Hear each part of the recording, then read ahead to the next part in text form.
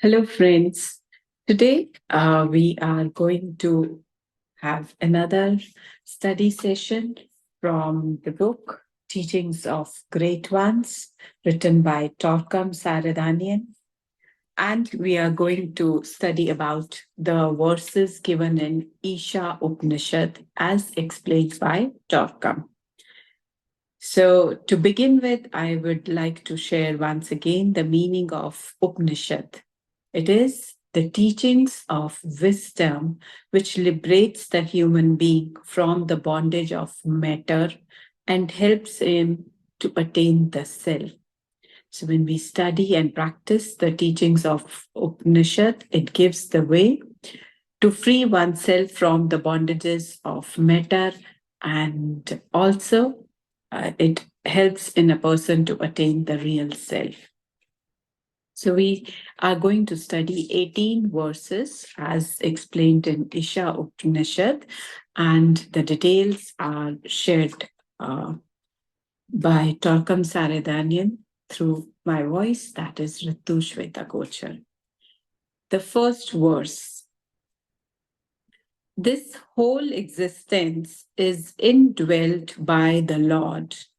Whatsoever exists belongs to Him. Renounce and enjoy it. Do not desire the wealth of anyone else. This whole existence is indwelt by the Lord. It does not say, my Lord, your Lord, my Bible, your book, our rituals, your dogmas. Humanity is devastated by religious separatism. There is no religion in this. This whole existence is indwelt by the Lord.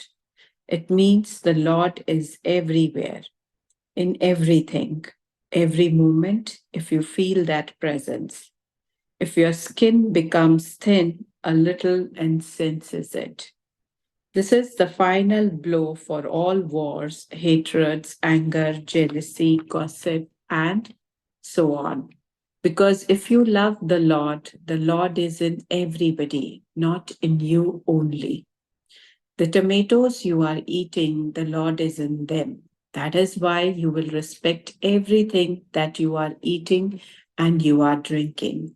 The Lord is in the water, the Lord is in the air. You are living a different dimension now. Instead of feeling a dimension of hatred, anger, jealousy, self-interest, manipulation, and exploitation, that is the past. Leave them to those people who are still blind and ignorant. You passed that, you are in another dimension. You are seeing the Lord in everything. Even the seat you are sitting on, the chair you are sitting on, the carpet you are walking on, how grateful, how subtle, how beautiful you will be that you feel the presence of the Lord in everything. I remember my teacher one day was very tired from sitting on the horse for 4 to 5 hours. We came to the temple and he said, I'm really tired. Then he took off his shoes and threw them. Then he made a gesture which I was so happy to see on his face. He went and brought the shoes and loving the shoes said, I should not throw you. In that little moment, I felt how deep is this man. Everything that is given to you is a gift from wholeness, and the Lord dwells in it. Your wife, your sister, your boyfriend, your husband, your children, and so on. They are the manifestation of the Lord. You are the reflection of one Lord. You are not different individuals. It is so heavy, so beautiful that it will take you from silly thinking, silly feelings to the height of philosophy and intuition. So, whatever exists belongs to Him, that is God. Do not desire the wealth of anyone else. The desire for things belonging to others makes things belong to them. In the Bhagavad Gita, we read, when a man dwells on objects, he dwells attachment to the objects. From attachment arises desire, and desire breeds anger. From anger arises confusion, failure of memory. From the failure of memory comes loss of discrimination, and here the man fails on the path of his spiritual striving. It is important to know that the memory referred to here is the recollection of the divine law of unity or the reality of the Supreme Self, the wholeness. So that is what we need to remember. Verse 2. If a man's renunciation is continuous during all of his life, even if he desires to live 100 years, he will not be trapped in karma. Renunciation brings freedom from karma. This is his sacred duty. The world is in darkness. If you are detached, karma does not work for you. If you are detached, you are not doing anything. It is done for you. It is automatic, but you have no active participation in what you have. What you lose, what you are gaining, it is all detachment, self-denial. It is very interesting that karma does not work for the people who are renounced or who are detached. If you are attached, you are producing karma because your spirit is saying, this is mine, not the Lord's. $10 million comes to your hands. Let us go to Las Vegas. Let us go to Hawaii, this place, that place. You spend it, you are creating karma. You take it and give it to the Lord. Who is the Lord? Service. Build hospitals, publish books. It is not my money, it is the Lord's. I am a steward, to be a better steward, and know where I am going to spend or not spend my money. The Upanishads are straight knowledge, clear knowledge, and renunciation brings freedom from karma. This is his sacred duty. The world is in darkness. Everybody, 99% of the people are attached. You do everything to stick with your income, to stick to your job, to stick to your car. You think it is yours, it is not yours. But to understand this, you are going to shift your consciousness maybe 180 degrees. It is really not understood by people who are half attached, half detached. They mix up detachment, attachment. It is so interesting that people follow people who have money and want their money for themselves, their money for them. It is separatism. The Lord's money is the Lord's money, not for me, not for you. It is the Lord's money, Lord's wealth. Renunciation is the power which detaches us from involvement with the actions that bind us or with the material universe, the universe of birth and death. Renunciation is a withdrawal into the Supreme Self. In renunciation, we let go of all our identifications. The first word in this Upanishad is Ishwarya. Ishwasya, which means God infused with the Lord. Renunciation helps us to fuse our real self with His self and free ourselves from the continuous cycles of birth and death. Sometimes in Vedic literature, they talk about a great danger. The great danger is the danger of falling down into the turning wheel of birth and death. Only through striving can one gradually fuse himself with the Lord. The sacred duty is the journey, the pilgrimage towards your true self. By renouncing on the path all objects of matter, emotion, and mind, you can reach your true self. The world is in darkness, and if we realize that darkness is translated as ignorance or inability to know one's own sacred duty, one day all our educational institutions will have one goal: to help man find himself. This short Upanishad is called the jewel of the whole Upanishads because its main theme is the self, the jewel in the lotus, the spark within men. Verse 3. The slayer of the self eventually falls into gloomy darkness where demons live. The slayer of the self, what is it? Every time you are separative, you have self-interest, you live for yourself, you do everything for yourself, you are a demon. You are killing the self in you, which is omnipresence in everything, everywhere. You are slaying yourself. Do you understand how beautiful it is? Every time you are attacking an enemy to take his prosperity, you are slaying your national self, your international self, by dividing and creating special interests for some group. This has many consequences if you think. All the politics in the world and in your brain suddenly shift and clear up if you start using these tools to create a new world and a new life for yourself. But it says they are in darkness, the world is in darkness. This means they are not awakened yet to the idea of wholeness. So I repeat this verse once again. The slayer of the self eventually falls into gloomy darkness where demons live. What are the demons? Demons are those who are blind to the fact that everything belongs to the Lord, and the Lord is in everybody in every form. They became demons. Why demons? It is because they do every silly thing.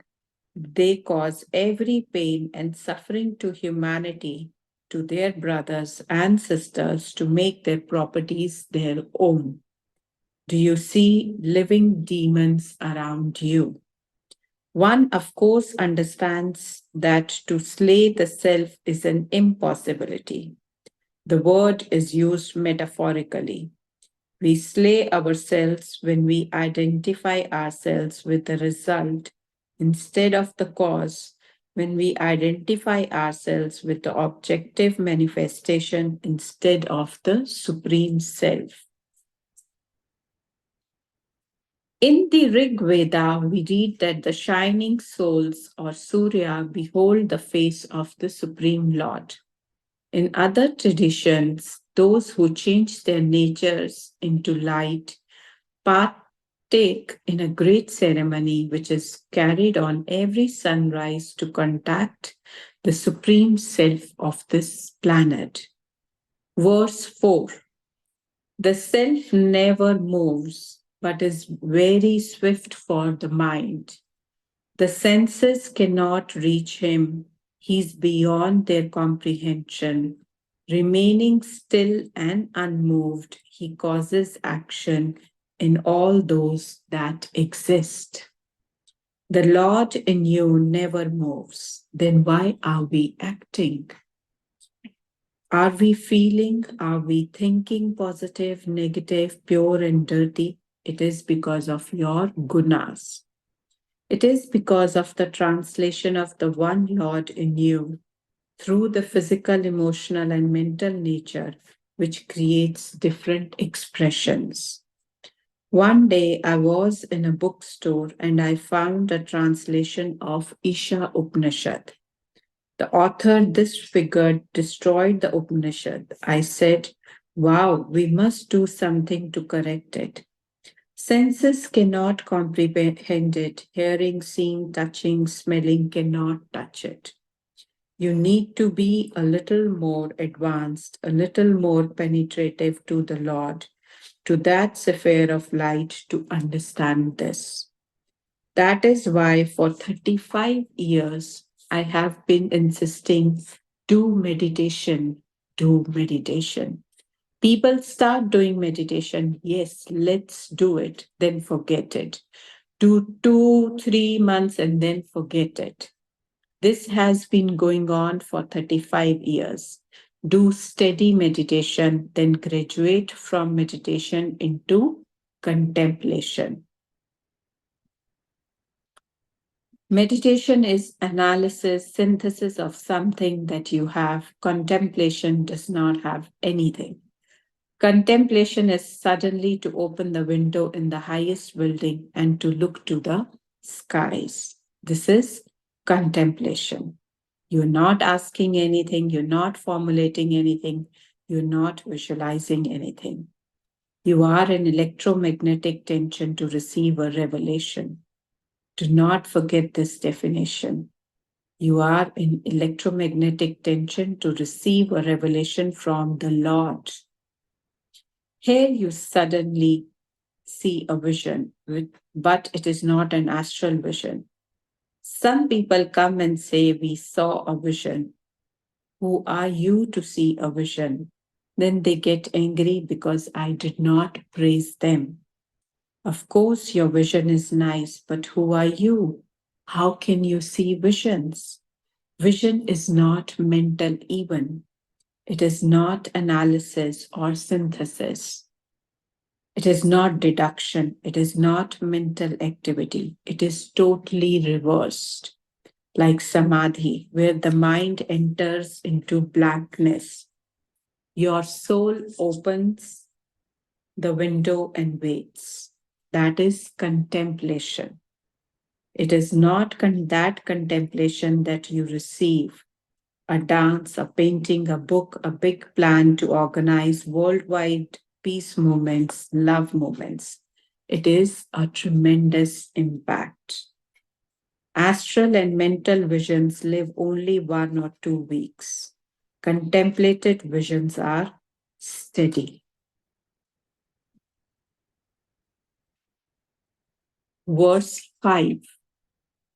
The self seems to move, yet does not move at all. One thinks he is far, yet he is the closest.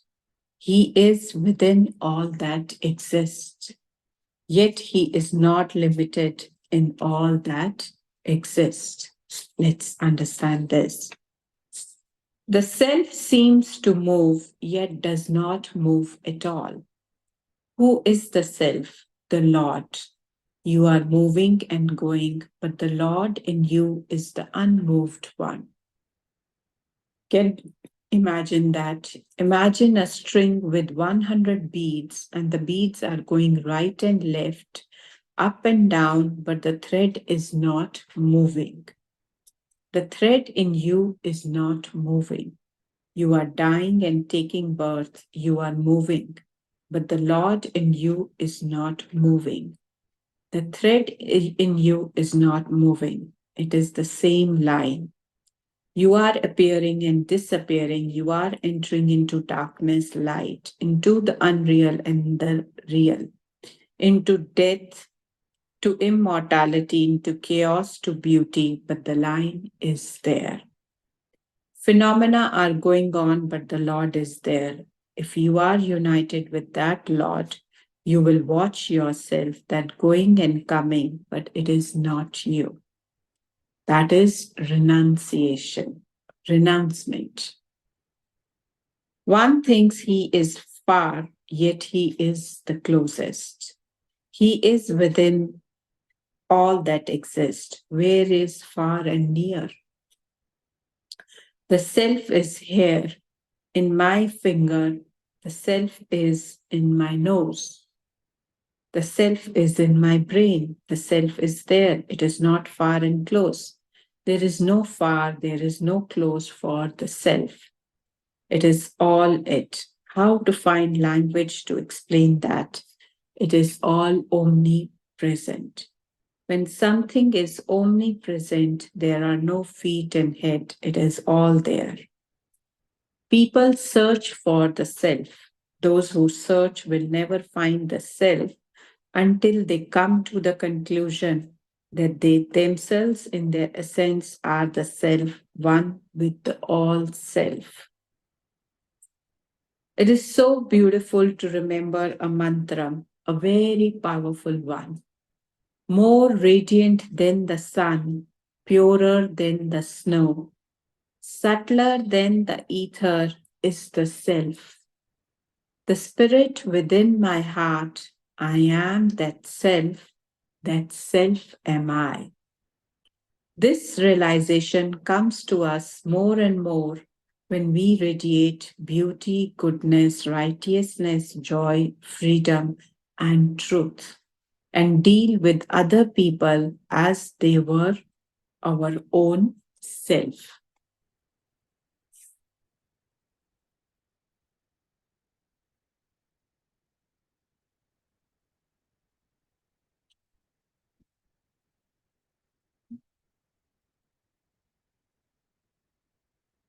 So we will shift to verse 6 now.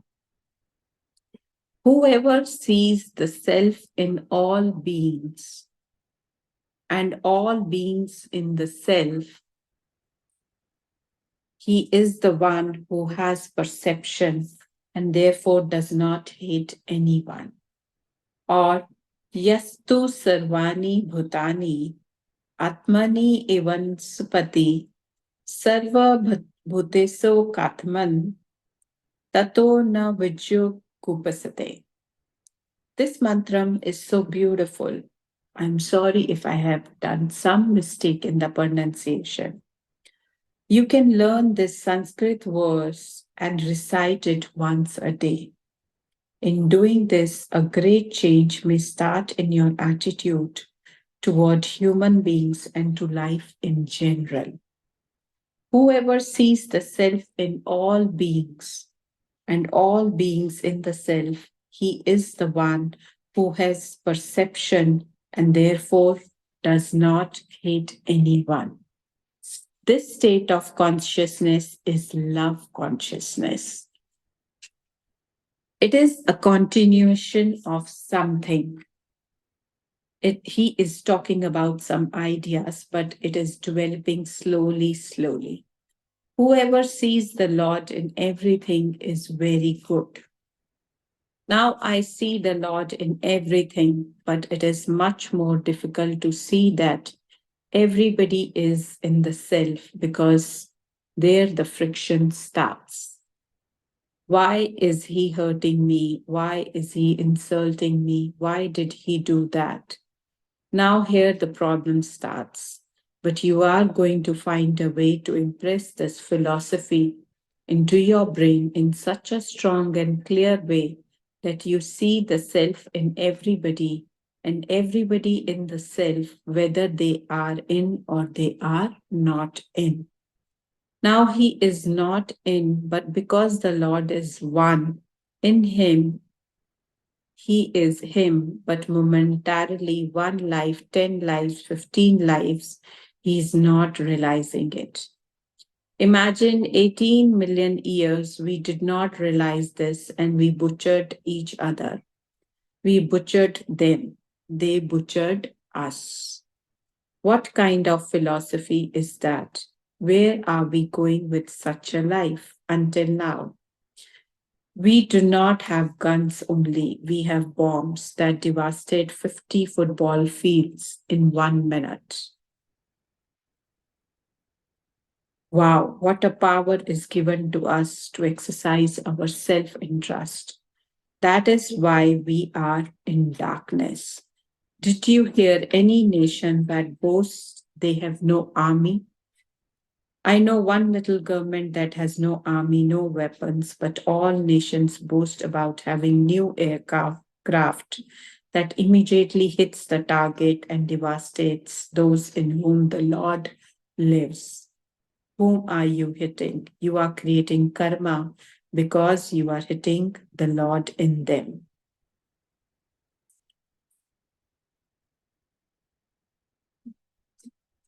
A person is considered blind if he cannot see the oneself in all living beings. And if the blind try to run the show, you have exactly the same problems that we have now in the world. The qualities of a seeing eye can be enumerated as follows. He sees the self in all beings. He thinks, speaks, feels, and acts as if he were one with that self. He is free from fear, anger, and greed. He has co-measurement. All he does is for the unity of mankind. He is balanced between matter and spirit. Hate is eliminated from his system and no longer controls his attitude to life. He does not steal, deceive, or exploit. He's open and clear. Verse 7. When a man knows that all beings in their essence are the sparks of the Supreme Self, he sees the unity in all and becomes free from illusion and anxiety. An illusion is a distorted truth, a distortion of fact that exists in the mind as a thought form. Imagine that the mind is a computer and one of its memory banks is malfunctioning. All the answers you receive will be influenced by that defect. The same thing happens when people have illusions. Their conclusions, viewpoints, and attitudes are all distorted. The root of illusions is separativeness. Until consciousness of real unity is achieved, people will act under the power of illusion. One of the greatest illusions is death. People react with enormous anxiety toward death. Their whole attitude toward life is changed after losing a loved one, either toward self destructive tendencies or deep depression. When the illusion of death is taken away, a great change can occur in our lives. Anxiety can be removed when the feeling of separativeness is removed and when jealousy and crimes are eliminated. As a consequence of such removals, we can have a longer, happier, and more prosperous life. When a man knows that all beings in their essence are the sparks of the Supreme Self, he sees the unity of all and becomes free from illusion and anxiety. Every time he's taking the same thing and adding something else. All discussions, all debates from the forest dwellers ended in crystal clear verses, that is, the Upanishads. Some say you are healed. Who cares if you are healed or not? To be healed means to live another 2-3 years. Think about eternity. What are 2 or 3 years? It is strange. The world is in darkness. Glorious are the people who feel that the Lord lives in them, the spark of the Lord, and they live in the Lord in all their transactions, in all their expressions and works and activities.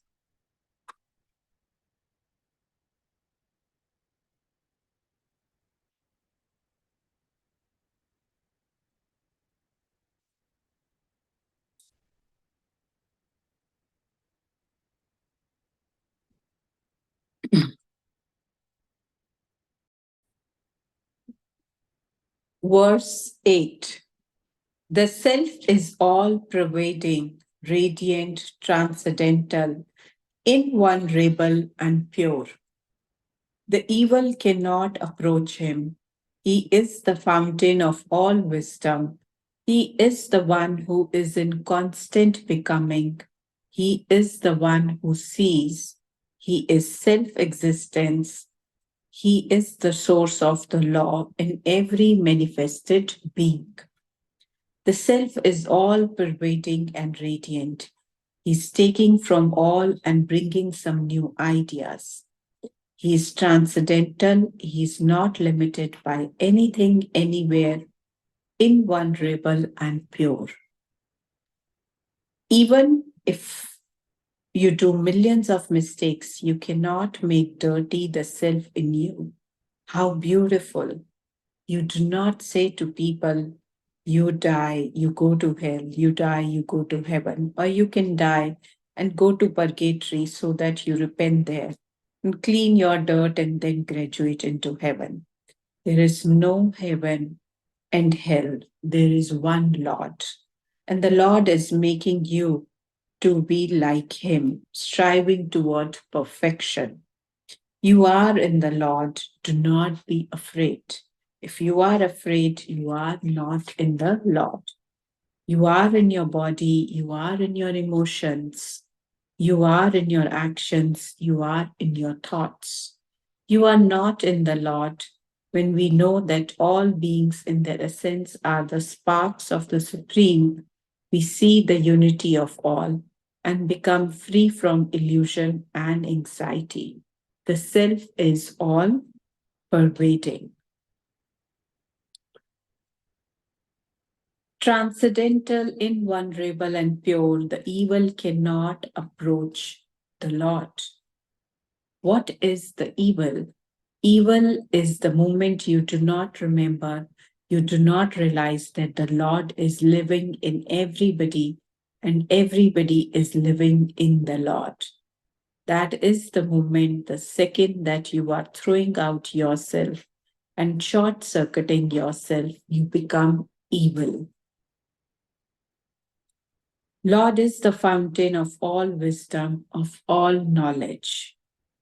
All knowledge and wisdom that a man has is a discovered fraction of that ocean of wisdom and knowledge. Lord is the one who sees. I once saw a painting of a hand with an eye drawn in the palm. It symbolized the seeing eye, which is awakening in all works done with our hands. I also saw a painting of a foot at the top of which there was an eye, seeing all clouded by the plane which we see. The eye of the self does not have any physical, emotional, or mental obstructions.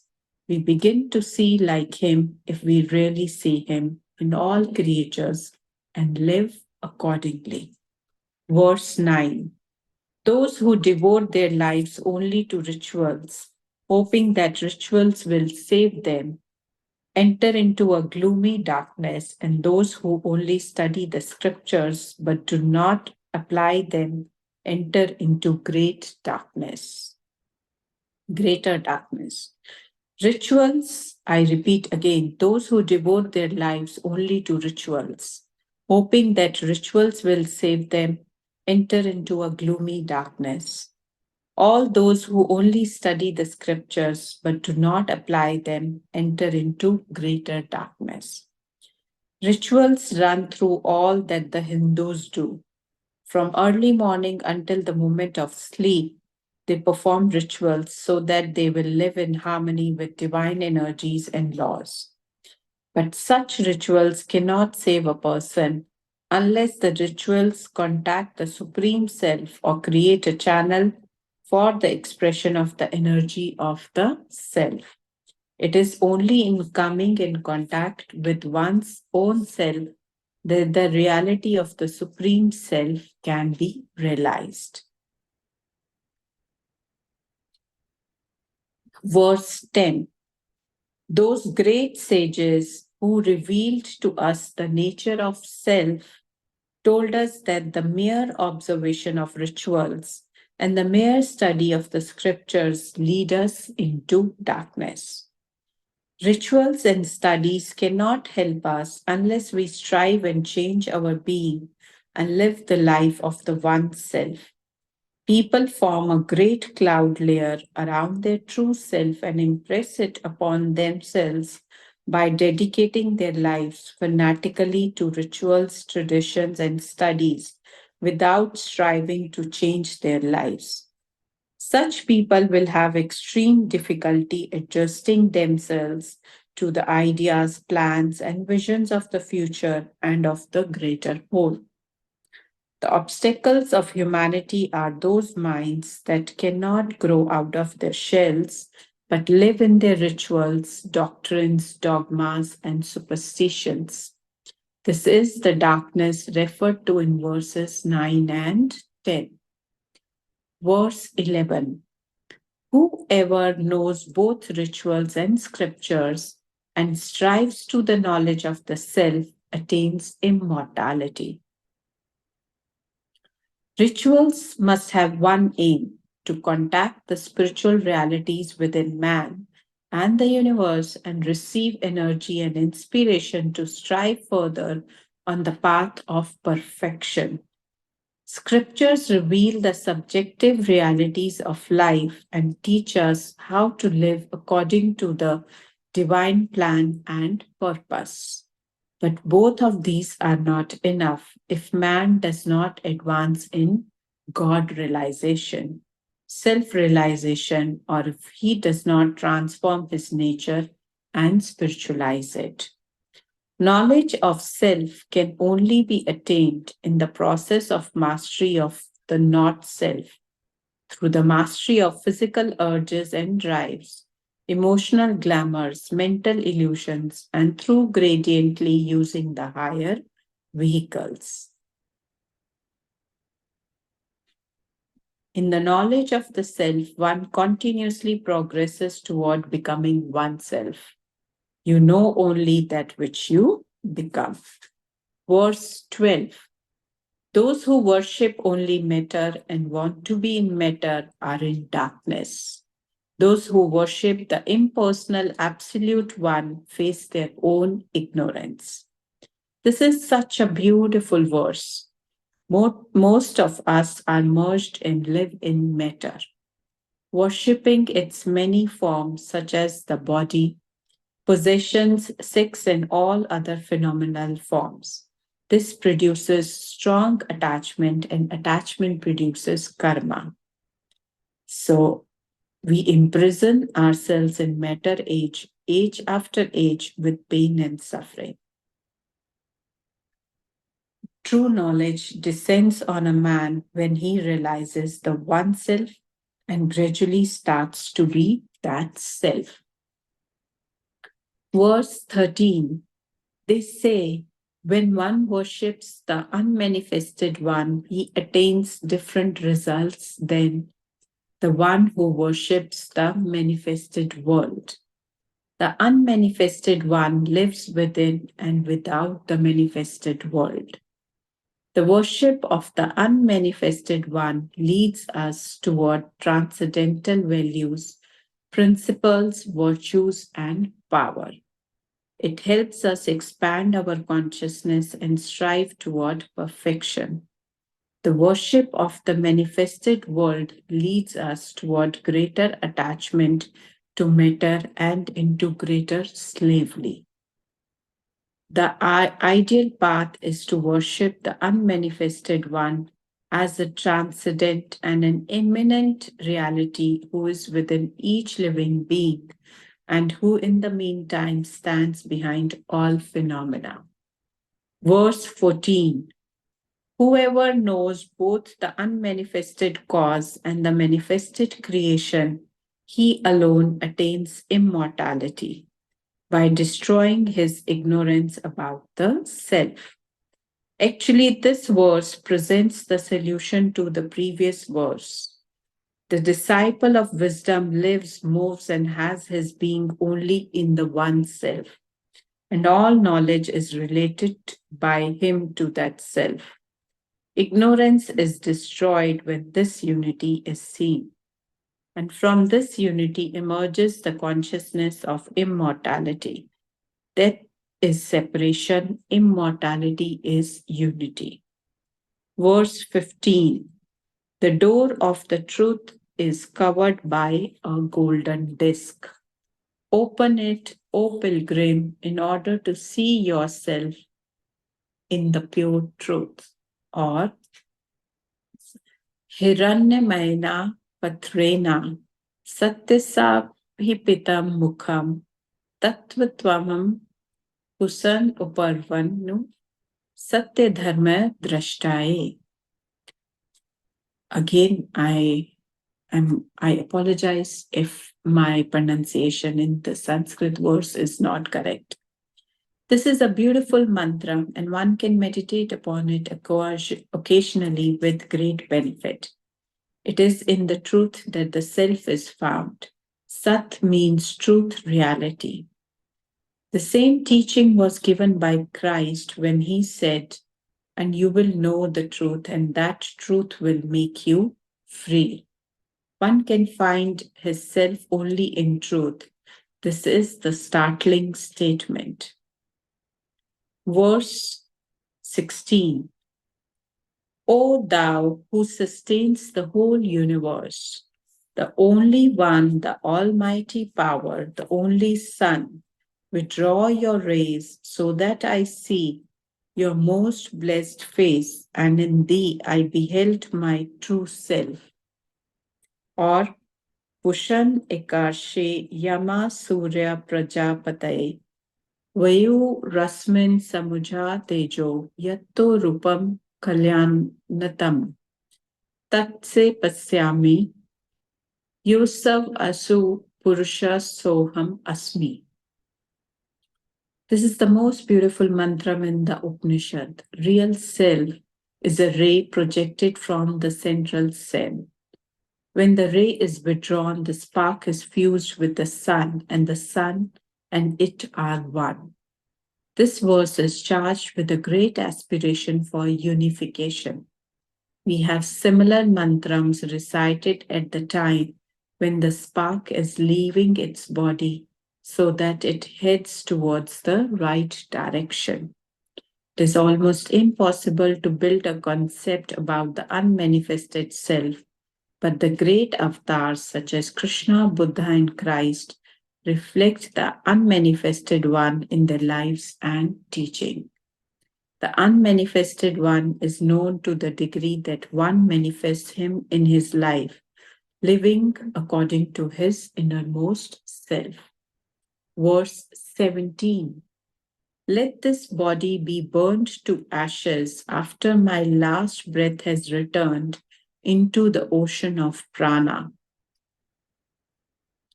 O Lord, who is the recorder of all sacrifices, remember all that I have done for the one self for you, Om.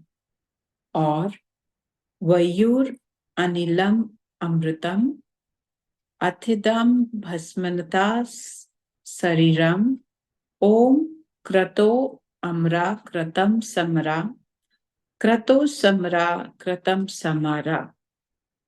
This and the following verse are the last words of the one who is leaving the body.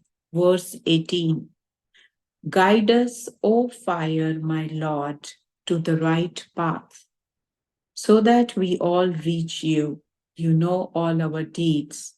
Please remove all hindrances and numerous vices on our path. We give you our word of obedience. If the departing person cannot recite these two verses, the attending person or a close family member or friend can recite them for the one who is passing away.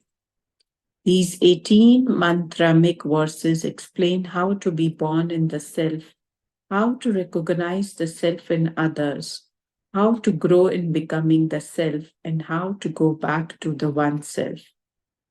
On the path of this sacred duty, you are free from fear, hatred, greed, and anger. You are free from matter, illusion, and darkness. As you travel the path, you become the path itself, the destination. On this path, we perform our duties, manifest our divinity, and let our light shine through our creative fire. So these were the 18 verses from Isha Upanishad as explained by Torkom Saraydarian. I hope it is of some great help to you and helps in transforming your thought process. Bye bye. Thank you for being a part of the session.